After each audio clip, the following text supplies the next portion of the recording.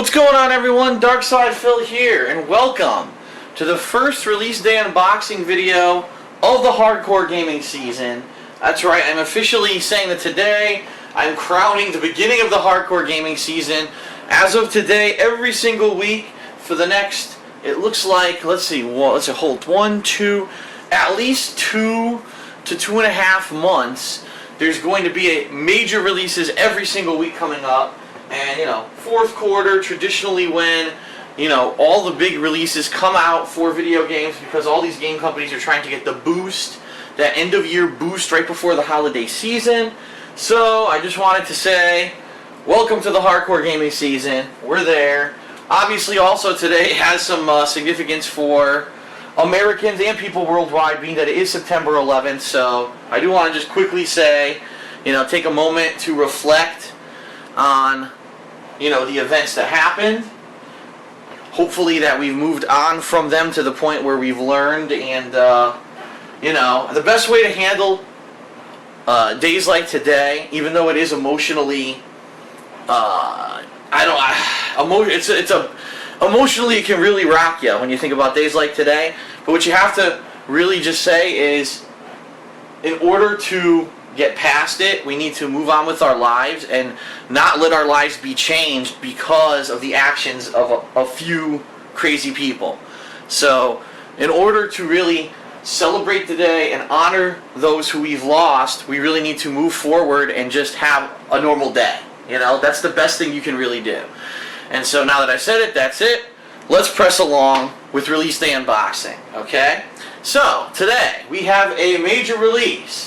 It is a fighting game, incidentally, and this is the first of 2 fighting games coming out this month, which is kind of weird that both of these companies kind of I don't know who picked the release date first, but they decided they were going to release their games so close to each other, especially because they're going to be in direct competition with each other. But this week we've got Tekken Tag Tournament 2, okay? Beats out of the 2 fighting games, it beats them to the punch. It's the first one.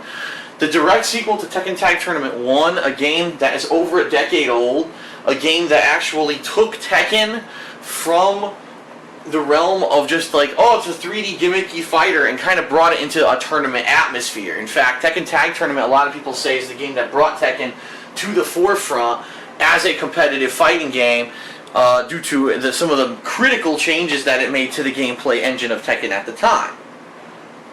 So, Tekken Tag Tournament 2. What it's basically striving to do is, Tekken Tag Tournament 2 is a dream match, okay? This isn't going to be a canon installment in the Tekken series with major plot points that are going to be, pushing along the story of the Tekken Zaibatsu, plot line. No.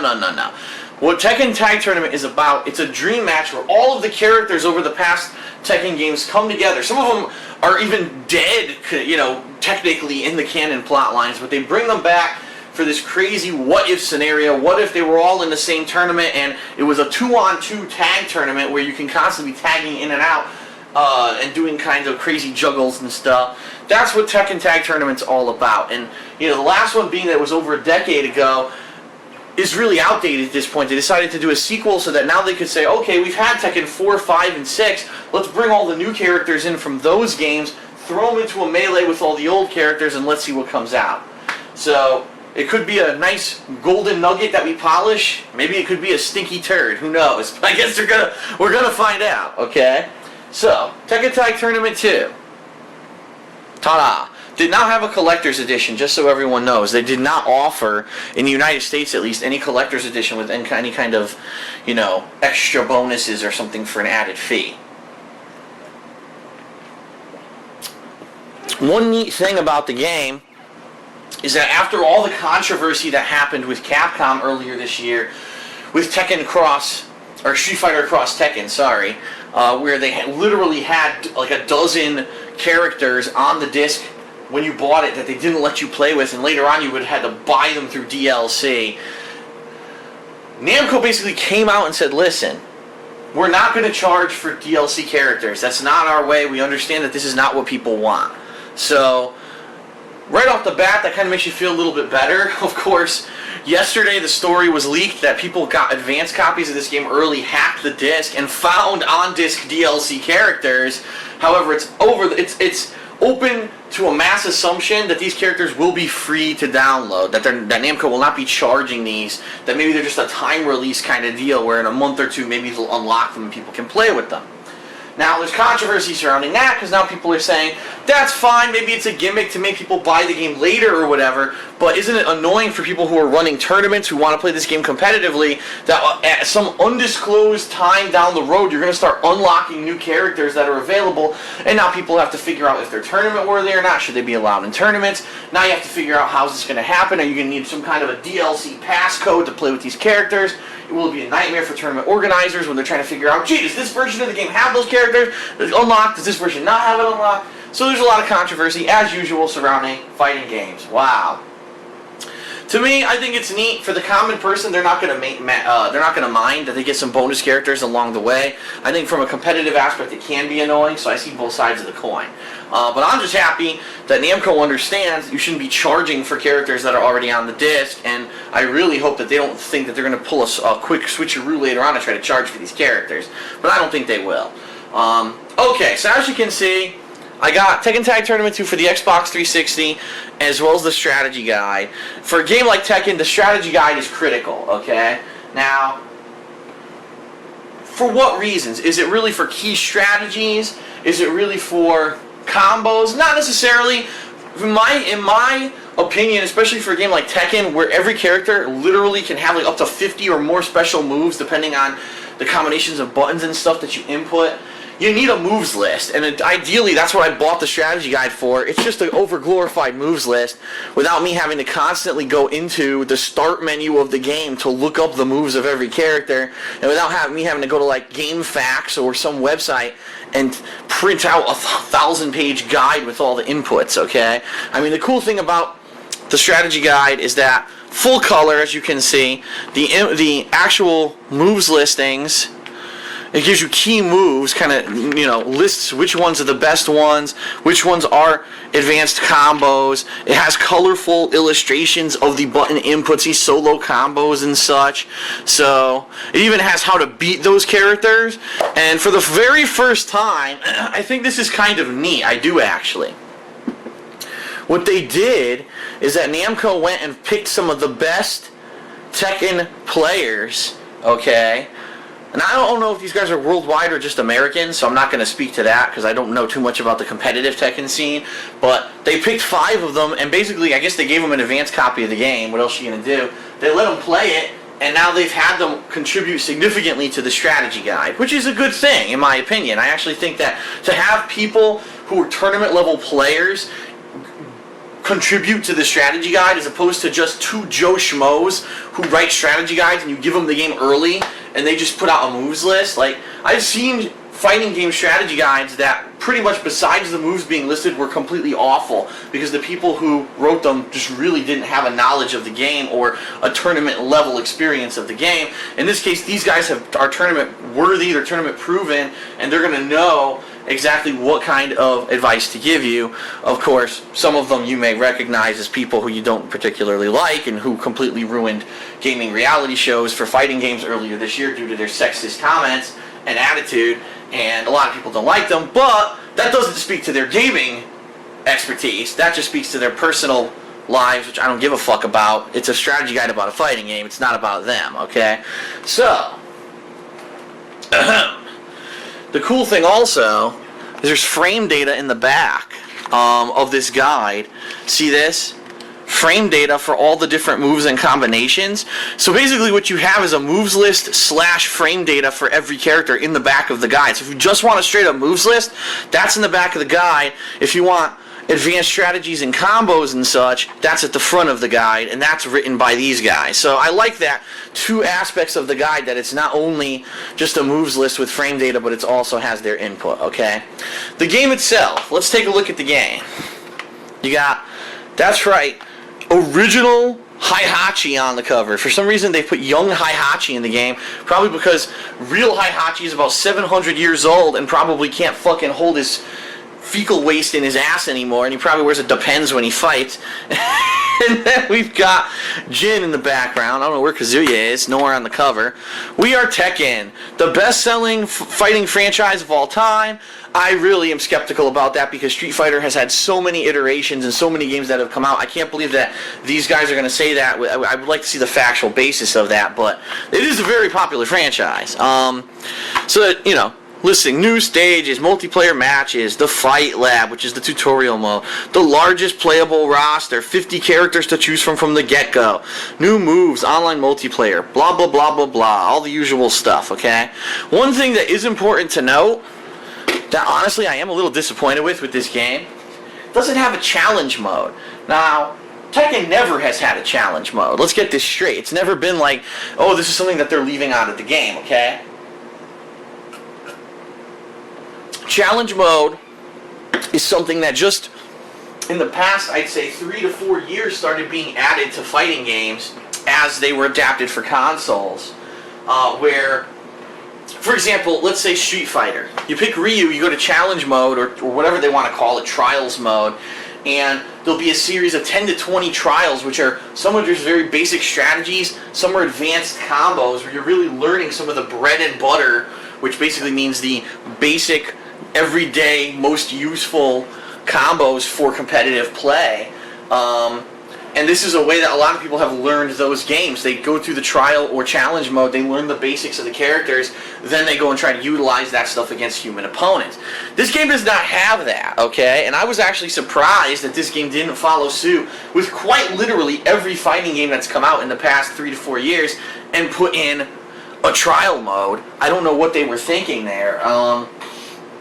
For most people, to learn the game, you're going to end up either having to play significant amount of time in practice mode, trying to perfect your combos and such, or against the computer in arcade mode.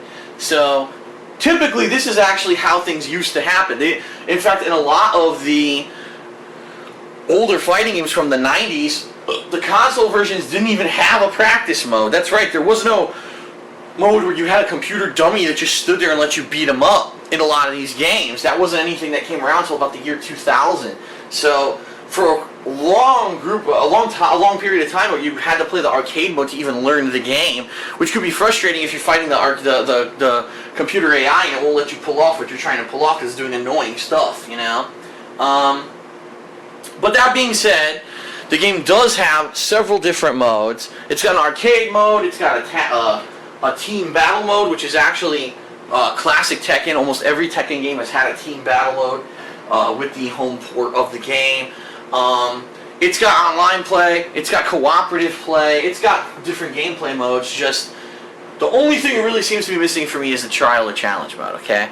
So when we open this guy up, first thing you see here, here's your online pass. So everyone be aware, yes, you have to enter an online pass to play the game online, just like every other game these days. You've got your instruction manual, which is black and white. It's pretty basic, and really, ideally, you're not going to want to use that. You're probably going to want to use the in-game tutorial mode to learn how to play the game. This is really neat. You got your game disc, but here, and this is really sweet in my opinion, you can see the cover of the game is actually reversible, and instead of having Young Heihachi and Jin, you can actually have Anna and Nina Williams on the cover. Now, who do you want? Two stupid-looking, you know, Japanese dudes with crazy spiky hair that think that they're fucking from Dragon Ball, or two hot-ass women? Alright, let's flip that over right now. Get them on the cover of my game. It's a no-brainer. I don't understand why they weren't on the cover to begin with. See how much better that looks now? With two hot-ass female assassins on the cover. Anna and Nina, the two classic, you know, assassin women from the Tekken franchise. I still remember Tekken, I think it was either Tekken 2 or Tekken 3 when you beat the game with Anna. She's half naked in the shower in an FMV scene. Very nice. I don't know why I'm bringing that up right now. Just came to mind suddenly when I saw Anna on this cover with this kind of mist surrounding her. But anyway, I digress. That has nothing to do with the unboxing. I don't know what I'm talking about. So, that is the unboxing for Tekken Tag Tournament 2.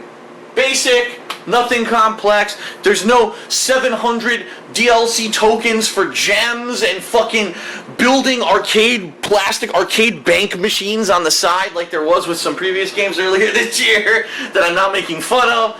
It's basic, it's a fighting game, it's gonna be good. Just so everyone knows, I want to say this. Tekken Tag Tournament 2 footage is going to be not here on DSPGaming, but over on my fighting game channel, DSP Street Fighter. I'll say it again. Tekken Tag Tournament 2 footage will not be here. It will be on my other channel, DSP Street Fighter. I'm going to say it again. Tekken Tag Tournament 2 footage is going to be on DSP Street Fighter. The reason I have to keep saying this is, I swear to you, even though I've had these two channels for over 2 years now, people still leave comments on my videos on DSPGaming and also on things like Ask the King and all this stuff. Gee, why didn't Phil play this fighting game? I'm like, oh my god, I don't understand. I don't understand. I've got the information publicly available in so many different places. So this footage will be on DSP Street Fighter. More than likely, what I will be starting with today is the tutorial mode, the mode that actually teaches you how to play Tekken Tag Tournament 2, because I want to re-immerse myself in the Tekken gameplay. I haven't played Tekken in quite some time, and I want to be able to re-immerse myself in the basics, and then finally the advanced stuff, obviously, and that's really what the tutorial mode was made to do. Then once I've gotten through the tutorial mode, what I'll probably end up doing is grabbing a couple of the characters who I grew up with, who I used to play in the arcades, who I used to play in the older Tekken games. I mean, we're talking King and Armor King, we're talking Jack, we're talking Nina Williams, we're talking Paul Phoenix Law. I was never a big Kazuya guy. I did like Heihachi for a couple games there. You know, some of the characters that are the more classic. Yoshimitsu, even though he's a harder character to play, I always liked him because of his tricky unblockables and juggles. So I'm going to be picking those characters and making tag teams and going into the arcade mode and playing through it, trying to learn stuff with these characters. What I may end up doing also, before I do that, is going into practice mode and trying to learn some of the basic combos with these characters. I mean, I have the strategy guide that's going to already list a bunch of the good ones, so I may actually jump into practice mode and attempt to actually act some of those out so that I can learn how to do those in the actual competitive gameplay of the game, and then actually go into the competitive gameplay of the game with arcade mode. And then finally, obviously once I've played enough with certain teams and I feel like I'm well equipped with these teams, I will jump into online gameplay and see what happens with that. Now I've not heard a thing about online gameplay in this game. I don't know if it's good, if it's bad, if it's laggy, if it's shitty, but I guess we're going to find out, at least from my perspective. So, alright, so that's the unboxing of Tekken Tag Tournament 2. One last thing, Panda Lee is also going to be doing gameplay of this. Now Panda Lee actually has another unique perspective with this game because she grew up with Tekken Tag Tournament 1. Like, that was her favorite fighting game when she was growing up. And so this is like a crazy blast from the past for her. She got the game this morning just like me. She got the strategy guide too. She's going to be playing it today and doing footage. And later today she'll be uploading that to her YouTube channel, Panda Lee Games. So if you want to see a girl gamer's perspective, a girl gamer who grew up with the original Tekken Tag, you might want to check her footage as well over on her channel. So, alright, that's it for release day unboxing. Hope you enjoyed it. Hope it was informative. I obviously gave you a lot of background information here about the game. And I will see you for gameplay of Tekken Tag Tournament 2 over on DSP Street Fighter.